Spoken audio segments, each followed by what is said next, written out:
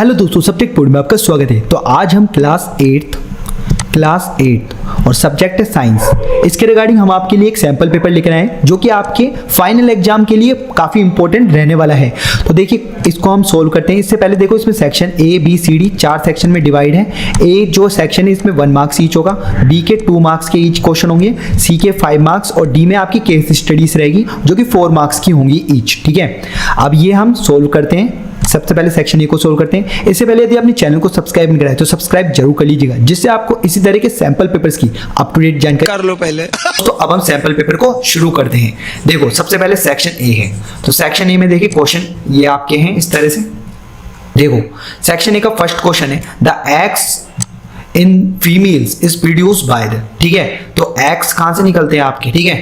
तो टेस्टिस से तो नहीं निकलते, ठीक है। जायगोट से भी नहीं होता, स्पर्म से भी नहीं होता, किससे होता है, ओवरी। तो डी इसका करेक्ट आंसर होगा, ठीक है। अब देखते हैं सेकंड क्वेश्चन। तो देखो सेकंड क्वेश्चन है आपके पास the hearing range of human ear. तो ह्यूमन ईयर की हियरिंग रेंज साफ साफ पता लग रहा है 20 हर्ट्ज टू 20,000 हर्ट्ज होता है, ठीक है। तो इसका आंसर ए आ जाएगा। अब देखते हैं नेक्स्ट क्वेश्चन। तो नेक्स्ट क्वेश्चन है आपके पास which of the following virus causes AIDS. तो एड्स किसके कारण होता है, HIV के कारण। सी हो जाएगा इसका आंसर, ठीक है। ये तो आपके इजी से क्वेश्चन है, ठीक है, ज्यादा हार्ड नहीं है, ठीक है। इसके बाद है आपका to prevent iron from corrosion it is electroplated with. देखो यहाँ पे डी और ऑप्शन कर लेना, वो कर लेना जिंक, ठीक है। तो इसका आंसर जो आएगा वो डी आ जाएगा, जिंक। प्रिवेंट आयरन, कोरोजन से आयरन को प्रिवेंट करते हैं तो वो डी जिंक से करते हैं, ठीक है। अब देखते हैं नेक्स्ट। तो देखो नेक्स्ट क्वेश्चन है आपके पास। देखो इस तरह से डायग्राम दे रखा है आपको, कंटेनर फिल्ड विद वाटर और पॉइंट बता रखे ए बी सी, ठीक है। अब देखो इस पे आपको देखो ए पॉइंट बता रखा है, तो इस पर कितना पार्ट है वाटर का, इतना पार्ट है। बी पर देखोगे तो बी पर देखो ए का तो आ रहा है और साथ में इतना भी आ रहा है वाटर का पार्ट। सी पर देखो ए का भी आ रहा है, बी का भी लोड आ रहा है और सी का खुद का भी आ रहा है इतना लोड। तो सी पर ज्यादा प्रेशर होगा, बी पर फिर उसके कंपैरिजन में थोड़ा कम होगा और ए में सबसे कम होगा। तो आंसर हम मिलाते, देखो आंसर क्या होगा इसका। देखो पहला वाला देखो ऑप्शन क्या दे रखा है आपको। देखो ऑप्शन ए में दे रखा है आपको द प्रेशर ए ज्यादा है बी से, नहीं ये बात तो गलत है। फिर ए बराबर बी, नहीं ये भी बात गलत है। तो सी और डी में से आंसर है ए कम है फिर बी थोड़ा ज्यादा है, लेकिन यहाँ पे देखो साइन अलग, अगर यहाँ पे साइन ये आता तो ये ठीक हो जाता। तो इसका मतलब डी इसका आंसर सही है, ए का प्रेशर कम है और बी का थोड़ा ज्यादा है। और यहाँ पे सी का नहीं बता रहा, 2 का बता रहा फिर भी सही है, डी इसका करेक्ट आंसर है, बाकी ये गलत है सारे, ठीक है। अब देखो नेक्स्ट क्वेश्चन है। देखो नेक्स्ट क्वेश्चन है आपका which of the following should an adolescent choose for his her meal, ठीक है। एडोलसेंट एज में हमको क्या चूज करना चाहिए मील में, चिप्स वगैरह नहीं, वेजिटेबल क्योर चिप्स नहीं, राइस नूडल नहीं। तो इसका डी हो जाएगा चपाती दाल वेजिटेबल्स, ओके। अब देखते हैं नेक्स्ट क्वेश्चन। तो नेक्स्ट क्वेश्चन है आपके पास, देखो नेक्स्ट क्वेश्चन है आपके पास voice of which of the following is likely to have a minimum frequency. अब देखो मिनिमम फ्रीक्वेंसी का हमें बताना है। तो बेबी गर्ल देखो मिनिमम फ्रीक्वेंसी मतलब हाई एल्टीट्यूड होगा उसका, हाई फ्रीक्वेंसी वो वेवलेंथ होगा, ठीक है, हाई वेवलेंथ होगा, मतलब उसकी भारी आवाज होनी चाहिए, ठीक है। तो इस केस में मैन की होती है, बेबी गर्ल नहीं होगा, बेबी बॉय नहीं होगा, वुमेन नहीं होगा, क्योंकि इनकी हाई पिच होती है और हाई पिच का मतलब हाई फ्रीक्वेंसी होती है, मैक्सिमम फ्रीक्वेंसी, ठीक है। तो इसका मतलब सी इसका करेक्ट आंसर होगा मैन का, ठीक है। अब देखते हैं नेक्स्ट क्वेश्चन। देखो rhizobium bacteria in the root nodules of leguminous plant help in fixing. तो देखो राइजोबियम बैक्टीरिया किसको करता है, नाइट्रोजन को साफ पता लग रहा है, नाइट्रोजन आंसर आ जाएगा, ठीक है। अब देखते हैं नेक्स्ट। तो देखो नेक्स्ट क्वेश्चन है आपके पास नेम द डिवाइस। अब देखो 1 वर्ड के आंसर देने हैं। Name the device used to protect building from lightning. तो इसमें लाइटनिंग कंडक्टर आएगा, क्या आएगा, लाइटनिंग कंडक्टर, लाइटनिंग कंडक्टर इसका आंसर हो जाएगा। इसके बाद ये question name the force due to which every object falls on earth. कोई भी चीज हम छोड़ते हैं वो नीचे गिर जाती है, किसके कारण, gravity, due to gravity, okay. इसके बाद name a device which works on a principle multiple reflection. Multiple reflection किस में होता है, पेरिस्कोप, ठीक है, पेरिस्कोप। पेरिस्कोप एक डिवाइस है जिसमें मल्टीपल रिफ्लेक्शन होता है, ठीक है। आगे देखते हैं क्वेश्चन। देखो भुजो और पहेली से रिलेटेड क्वेश्चन है। तो भुजो और पहेली देखो 2 सेटअप लगाते हैं, ठीक है, बल्ब और सेल के, ठीक है।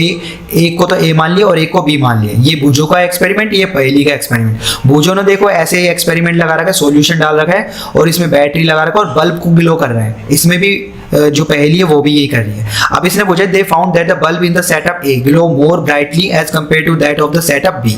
मतलब ए का जो बल्ब है ना वो ज्यादा ग्लो करता है और बी का कम ग्लो करता है। तो वो किस केस में होगा, जब करंट ज्यादा बहता होगा। तो ए में ज्यादा करंट बह रहा होगा और बी में कम करंट बह रहा होगा। तो देखते हैं आंसर किस फॉर्म में। देखो ए इसका आंसर हो जाएगा। वैसे बी पढ़ लो, सी पढ़ लो, डी पढ़ लो, ये आंसर होंगे नहीं, ठीक है। हायर करंट बी का नहीं होगा, ठीक है, क्योंकि बी तो कम किलो कर रहे हैं ना, सी में इक्वल नहीं, ये भी नहीं होगा, डी भी बिल्कुल नहीं होगा। तो ए इसका करेक्ट आंसर है। Higher current flowing through the circuit is set up ए, जब ये तो वो बल्ब ज्यादा किलो कर रहे हैं ना, ठीक है। तो दोस्तों हमने इसका सेक्शन ए तो कंप्लीट कर लिया, अब हम सेक्शन बी को करते हैं, ठीक है। तो सेक्शन बी का देखो फर्स्ट क्वेश्चन है इसमें, देखो a pendulum oscillates 40 times in 4 second, find the time period and frequency. तो देखो फ्रीक्वेंसी क्या होती है आपकी, फ्रीक्वेंसी पूरा लिख देना आप, ठीक है। तो यहाँ लिखेंगे number of oscillations, number of oscillations upon time taken, ठीक है। टाइम टेकन मतलब इन ऑसिलेशन में कितना टाइम लगाया उसने। अब नंबर ऑफ ऑसिलेशन कितना है 40, ये दे रखा है ना आपको, और टाइम कितना ले रहा है 4, तो ये कितना आ गया फ्रीक्वेंसी 10, और फ्रीक्वेंसी की यूनिट क्या होती है हर्ट्ज, लिख दिया ये। अब इसके बाद देखो टाइम पीरियड क्या होता है, टाइम पीरियड होता है 1/f, ठीक है। तो 1/ फ्रीक्वेंसी की वैल्यू 10 है, ठीक है। तो ये कितना आ जाएगा 0.1, और ये सेकंड आता है, ठीक है। तो इस तरह से दोनों में आंसर निकाल सकता हूँ। अब इसको और वाला पार्ट भी मैं कर देता हूँ, ठीक है। तो और वाला पार्ट देखो क्या है, Sonali heard sound of thunderbolt, बिजली की आवाज सुनी उसने 5 second after she saw flash of lightning, how far is the foam from the place where the lightning occurs. Speed दे रखी है आपको, टाइम दे रखा है आपको। अब मैं आपको एक फॉर्मूला बताता हूँ, स्पीड बराबर क्या होता है, ये तो आपने पढ़ रखा होगा, डिस्टेंस अपॉन टाइम, यही होता है। अब स्पीड की जगह स्पीड रख देंगे 330 मीटर पर सेकंड, और डिस्टेंस आपको निकालनी होगी, ठीक है, डिस्टेंस, और नीचे कितना है टाइम, टाइम कितना है 5।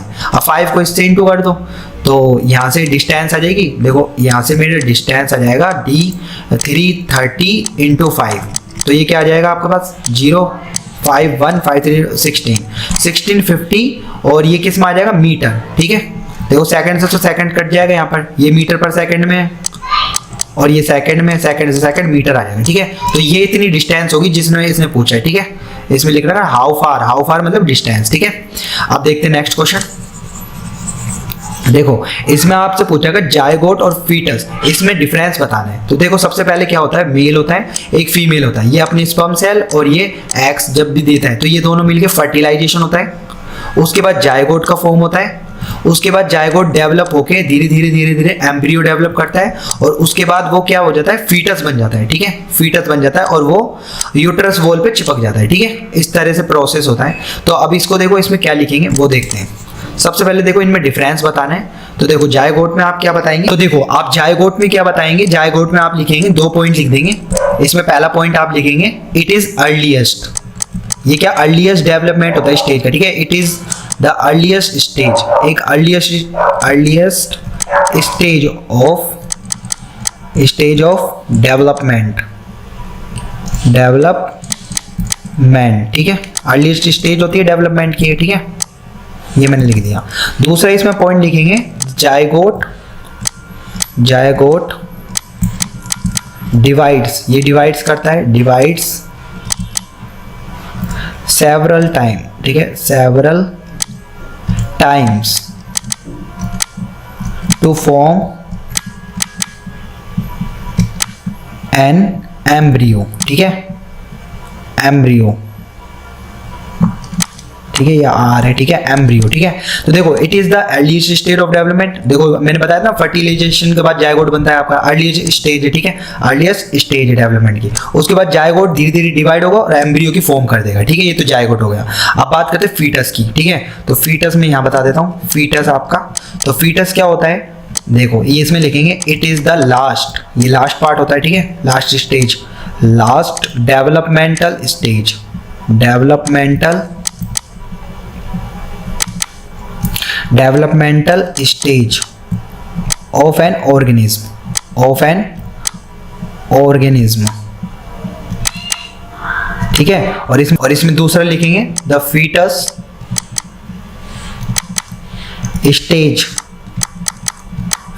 Stage occur after the embryo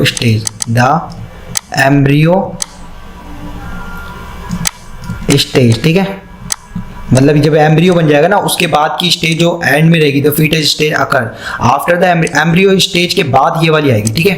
तो ये दोनों अंतर हो गए, ठीक है। इस तरह से आप अपने एग्जाम में ये लिख कर आ सकते हो, ठीक है। अब देखते हैं नेक्स्ट। तो देखो नेक्स्ट क्वेश्चन है आपका, देखो 15 क्वेश्चन है आपका, explain why a charge body loses it charge if we touch it with our hand, ठीक है।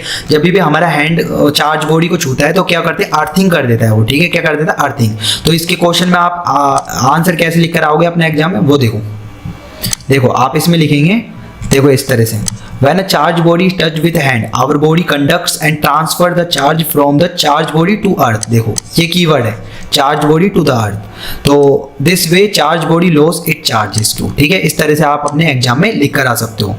आप देखते हैं नेक्स्ट, इसके बाद नेक्स्ट क्वेश्चन था हमारा, देखो इसमें state the law of reflection. तो इसके दो लॉ होते हैं, वो हम देख लेते हैं। देखो इसको भी हम देख लेते हैं इस तरह से।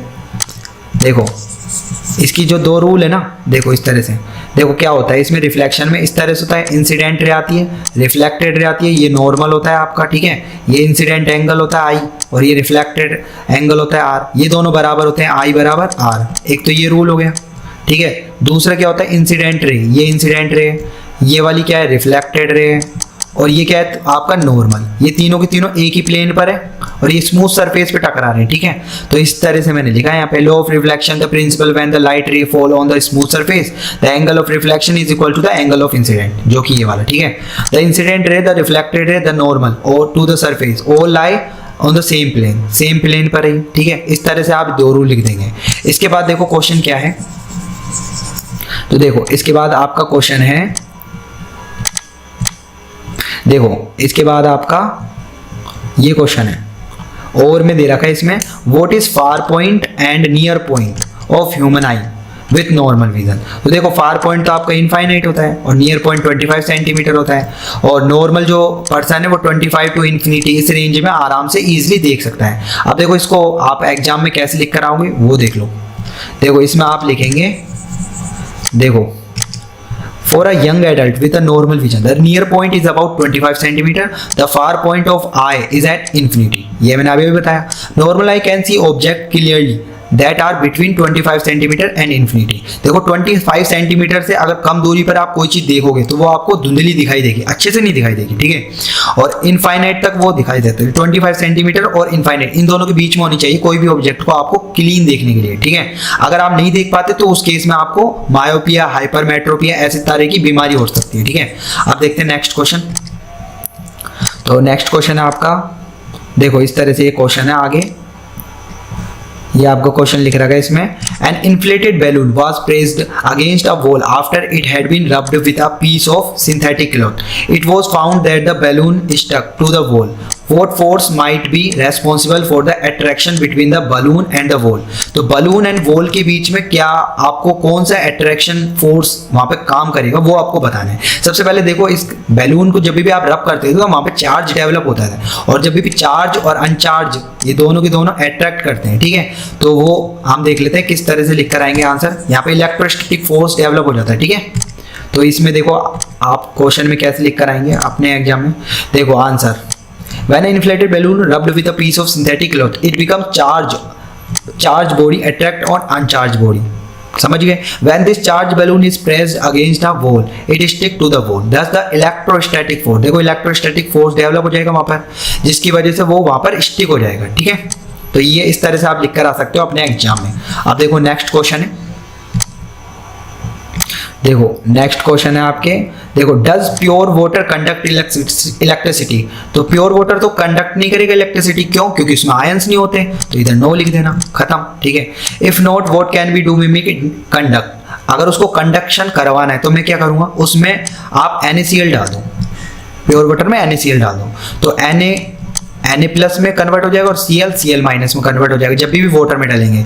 तो ये आयंस बन गए और इन आयंस की वजह से उसमें इलेक्ट्रिसिटी पास हो जाएगी, ठीक है। तो मैं इसका आंसर कैसे लिखूंगा अपने एग्जाम में वो देखिए।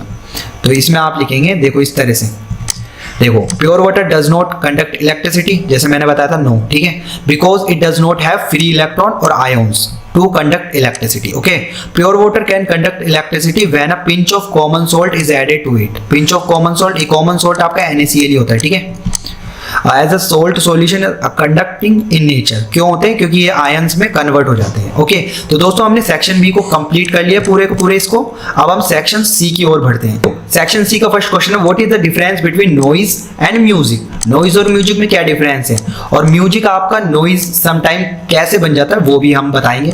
बी वाला पोर्टफोल, list source of noise pollution in your surrounding. आपके सराउंडिंग में कौन कौन से नॉइज पोल्यूशन के कारण होते हैं वो हमें सोर्सेस का नाम बताना है। ठीक है, तो इसका आंसर में देखो आप क्या लिखेंगे। देखो इसमें आप लिख कर आएंगे कि म्यूजिक जो प्रोड्यूस होता है ना वो म्यूजिकल इंस्ट्रूमेंट से होता है, जैसे पियानो, गिटार, फ्लूट, हारमोनियम, ठीक है, तबला एक्सेट्रा। ठीक है, और नॉइज वो प्रोड्यूस कब कर देता है, और नॉइज की देखो, noise is produce by horns of vehicle, crackers, machines, ये आपके नॉइज प्रोड्यूस करते हैं। ठीक है, music can become noise. Music question पूछा था ना, म्यूजिक आपका नॉइज कब बन जाता है, जब उसका वॉल्यूम बहुत हाई चल जाए, वेरी हाई वॉल्यूम पर उसको चला रहे हैं, too many sources are being played at same time with unpleasant loudness. जब उसको एक ही टाइम पर बहुत सारी चीजें बजा रहे हैं हम, ठीक है, तो उस टाइम अनप्लीजेंट लाउडनेस हो जाती है, तो वो नॉइज पोल्यूशन का कारण बनता है। अब इसमें हमको बताना है सोर्सेज, बताने कि कौन कौन से नॉइज पोल्यूशन के सोर्सेज होते हैं। टेलीविजन और transistor running at high volume पे चलाना था, loud speaker, horns of buses, car, trucks, आपका होम अप्लायंस जैसे मिक्सर हो गया, डेजर्ट कूलर हो गया, इस तरह से, और बस्टिंग ऑफ क्रैकर्स, ठीक है, पटाखे वगैरह का शोर, तो ये नॉइज पोल्यूशन का कारण होता है। ठीक है, अब देखते हैं नेक्स्ट क्वेश्चन। तो देखो नेक्स्ट क्वेश्चन है आपके पास, देखो इस तरह से, देखो what are sex hormones, why are they named so and state their function. देखो जिस कैटेगरी में है, सबसे पहले तो सेक्स हार्मोन बताएंगे, तो ये आपके दो होते हैं, मेल और फीमेल। ठीक है, और उनके नाम क्या है, और सेक्स हार्मोन होते क्या है, केमिकल सब्सटेंस होते हैं। ठीक है, और नेम क्या है उनके, टेस्टोस्टेरोन मेल में और एस्ट्रोजन फीमेल में, उनके फंक्शन क्या है और वो, तो इस तरह से हम इनके कैटेगराइज करके आंसर देंगे। ठीक है, तो जो पूछा है एग्जाम में वो उसी का आंसर देने की कोशिश कीजिएगा आप। ठीक है, अब देखो इसमें कैसे देंगे हम आंसर। देखो सबसे पहले हमने लिखा इसमें, देखो sex hormone are chemical substance produce by sex organ, ये पता है। ठीक है, example testosterone is the male sex hormone produce by the testis gland होती है मेल में, सेक्स ऑर्गन होता है, उससे आपका टेस्टोस्टेरोन हार्मोन्स निकलते हैं। ठीक है, और एस्ट्रोजन किस में, फीमेल सेक्स हार्मोन होते हैं, और वो ओवरी से निकलते हैं, वो फीमेल रिप्रोडक्टिव पार्ट में आते हैं। ठीक है, these hormones affect the sexual features of the organism, they are known as sexual hormones. ठीक है, some of function of perform sex hormone, जैसे अब एस्ट्रोजन हो गया और टेस्टोस्टेरोन हो गया। ठीक है, एस्ट्रोजन क्या करता है, दिस हार्मोन, अभी फंक्शन पढ़ रहे हैं हम। ठीक है, hormone is responsible for the development of secondary sexual character in female like enlargement of breast. ठीक है, इसका फंक्शन क्या होगा, सबसे पहले एनलार्जमेंट ऑफ ब्रेस्ट, ठीक है, development of female reproductive organ. ठीक है, दो फंक्शन बता सकते हैं इसका। सेकंड क्या, testosterone, this hormone bring the secondary sex in the boy such as growth of beard, तो पहला क्या हो जाएगा, ग्रोथ ऑफ बियर्ड। ठीक है, the voice of become hoarse, ठीक है, मतलब इसकी वॉइस को थोड़ा भारी करना। ठीक है, मेल की, development of the reproductive organ, तो ये आपके फंक्शंस हो जाएंगे एस्ट्रोजन के और टेस्टोस्टेरोन हार्मोन के। ओके, अब देखते हैं नेक्स्ट। तो नेक्स्ट में जो क्वेश्चन है ना आपके, वो आई का डायग्राम बनाना है आपको। किसका बनाना है, आई का डायग्राम। देखो इसमें अगला क्वेश्चन आपका आई डायग्राम बनाना है, लेबल्ड स्केच ऑफ ह्यूमन आई। ठीक है, तो इसमें आप क्या करेंगे, देखते हैं। देखो इसमें क्या करेंगे आप,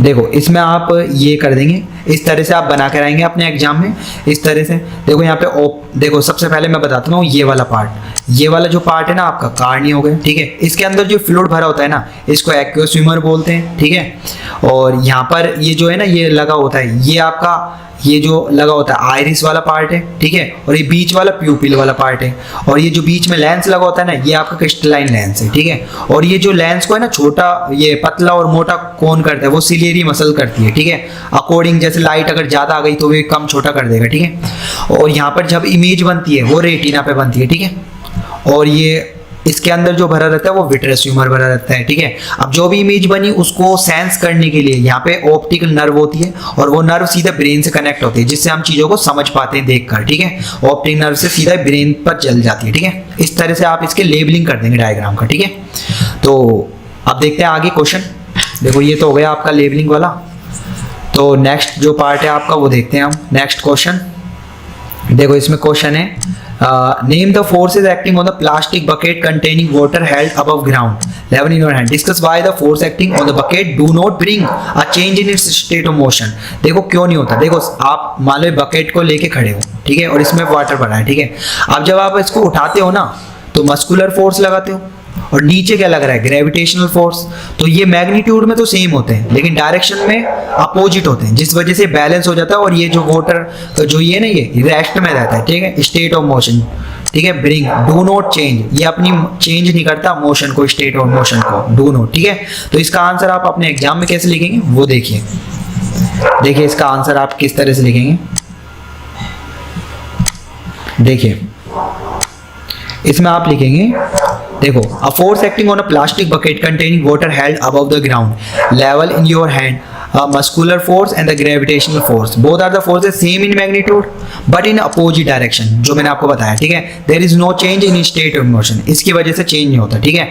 इसमें नेक्स्ट क्वेश्चन जो है ना वो देख लेते हैं हम, इसका जो बी वाला पार्ट और सी वाला पार्ट, ठीक है। तो बी और सी भी देख लेते हैं इसका।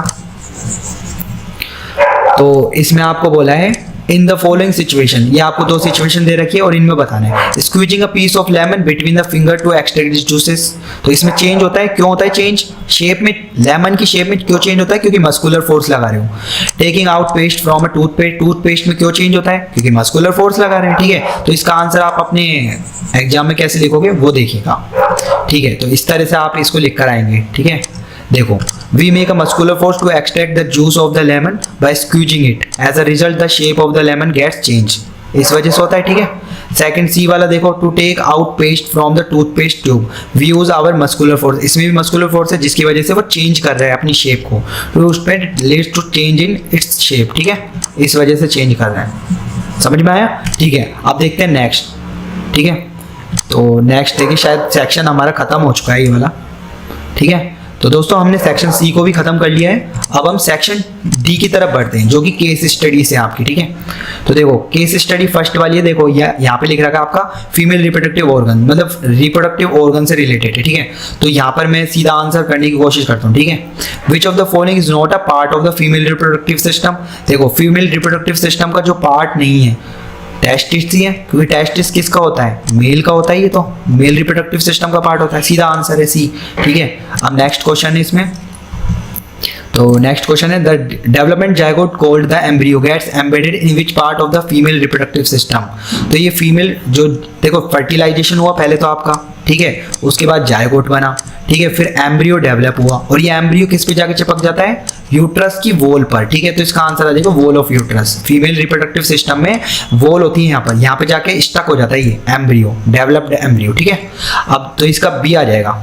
अब इसके बाद नेक्स्ट देखते हैं क्वेश्चन, तो नेक्स्ट क्वेश्चन है आपका, देखो which among the following is the correct full form of IVF. IVF की फुल फॉर्म क्या होती है, देखो सीधा ही पता है, इन विट्रो फर्टिलाइजेशन, ठीक है। ये आ जाएगा डी इसका करेक्ट। अब देखते हैं नेक्स्ट क्वेश्चन, तो देखो नेक्स्ट क्वेश्चन है the fusion of male and female gamete is called, male और फीमेल के जब भी फ्यूजन होता है और गैमेट बनता है उसको क्या बोलते हैं, फर्टिलाइजेशन, सीधा आंसर है, ठीक है। अब देखते हैं आगे, तो अब सेकंड केस स्टडी है, देखो इस तरह से केस स्टडी सोइल क्रॉप वगैरह से रिलेटेड है फर्स्ट चैप्टर, ठीक है। तो इसमें आपको देखो क्वेश्चन दे रखे हैं, अब ये एमसीक्यू नहीं है, आपसे को इसमें लिखना है। अब सबसे पहले क्या है, name the organism widely known as a friend, आप इसमें पढ़ोगे तो इसमें अर्थवॉर्म मिल जाएगा, ठीक है। अर्थवॉर्म्स क्या होते हैं आपके, वो फार्मर के फ्रेंड होते हैं, ये आपको बेसिक पता भी होने चाहिए, ठीक है। तो ये लिख देंगे। इसके बाद सेकंड क्वेश्चन क्या है, what do you mean by plugging, ठीक है। प्लगिंग आपके इसी में मिल जाएगा, देखो आपको ज़्यादा घूमने की जरूरत नहीं है, इसी आपके इसी में मिल जाएगा, ठीक है, प्लगिंग। तो यहाँ पर देखो आपको कहाँ पर मिलेगा, देखो ये दे रखा है आपका, ठीक है, ये रहा, देखो the process of loosening and turning of the soil is called tilling और प्लफिंग, यहाँ से लिख सकते हो आप सेकंड का आंसर, ठीक है। अब देखते हैं नेक्स्ट, तो नेक्स्ट है आपका why is manure sometime added to the soil before the process of tilling. तो आप मैन्योर को ऐड करते हो उससे पहले सोइल को क्या करते हो, टिलिंग करते हो, तो वो क्या करते हो, ये रहा answer, manure is added to the soil before tilling, this help in proper mixing of manure with soil, ये आंसर है, ठीक है, इस वजह से। तो ये लिख देंगे। अब देखते हैं नेक्स्ट, इसमें नेक्स्ट क्वेश्चन क्या पूछा है, right the importance of turning the soil and loosening it. तो टर्निंग और लूजनिंग क्यों करते हैं वो देखते हो, इसी में मिल जाएगा आपको ये भी, ठीक है। तो यहाँ पर देखो ये लिख रखा है आपका, ये देखो यहाँ पे देखो, the loosened soil helps in the growth of earthworm. Loosened soil होती है ना, उसमें ग्रोथ हो सकती है अच्छे से अर्थवॉर्म की एंड माइक्रोब्स की, ठीक है, प्रेजेंट इन द सोइल। इस वजह से हम उसको लूज कर देते हैं, ठीक है, इस वजह से हम लूज कर देते हैं। तो ये भी आंसर आपको आपके केस स्टडी के अंदर ही मिल गया। तो इस तरह से हमने इन चारों के क्वेश्चनों के आंसर लगा दिए, ठीक है। अब देखते हैं next case study, case study third. देखो एक केस स्टडी है, ये सिंपल इलेक्ट्रोस्कोप का आपको डायग्रामेटिक अरेंजमेंट दे रखा है, ठीक है। अब इसमें आपसे जो क्वेश्चन पूछ रखा है वो हम इसके आंसर लगाने की कोशिश करते हैं, ठीक है। तो इसमें सबसे पहला आपसे पूछा है what is the purpose of using electroscope. तो देखो इलेक्ट्रोस्कोप क्या काम आता है वो हम इसमें लिख देंगे। तो ये एक डिवाइस होती है, तो हम लिख देंगे it is a device, it is a device used to test whether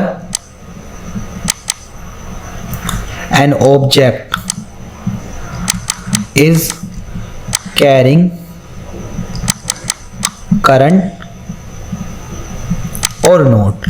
मतलब आपको ये एक इंस्ट्रूमेंट, ये जो आपका है ना डिवाइस, ये टेस्ट करने के काम आता है कि कोई ऑब्जेक्ट आपका करंट को कैरी कर रहा है या फिर नहीं कर रहा, करंट और नॉट, ठीक है, कर रहा है या नहीं कर रहा कैरी करंट को, ठीक है। अब देखते हैं second, give to examples of conductor. तो कंडक्टर क्या कॉपर हो सकता है या फिर आपका आयरन हो सकता है, इस तरह से आप एग्जांपल दे सकते हो कंडक्टर के, ठीक है। अब इसमें नेक्स्ट होता है व्हाट इज अर्थिंग। तो अर्थिंग आपका क्या होता है, द प्रोसेस ऑफ, यहाँ पे लिख देता हूं मैं, process of transferring charge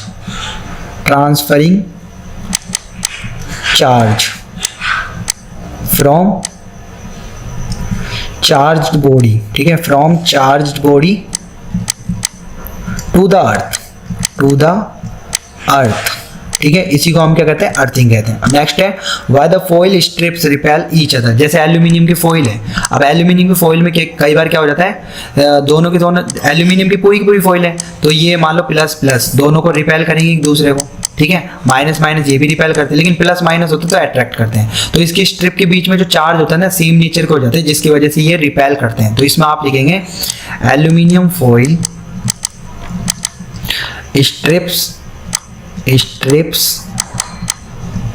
receive the same charge from the charged refill, ठीक है, charge refill through the paper clip,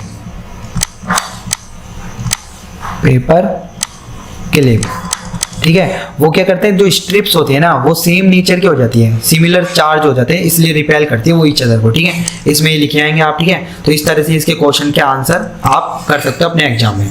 अब देखते हैं नेक्स्ट केस स्टडी, आखिरी केस स्टडी हमारे पास फोर्थ, तो वो भी देख लेते हैं हम।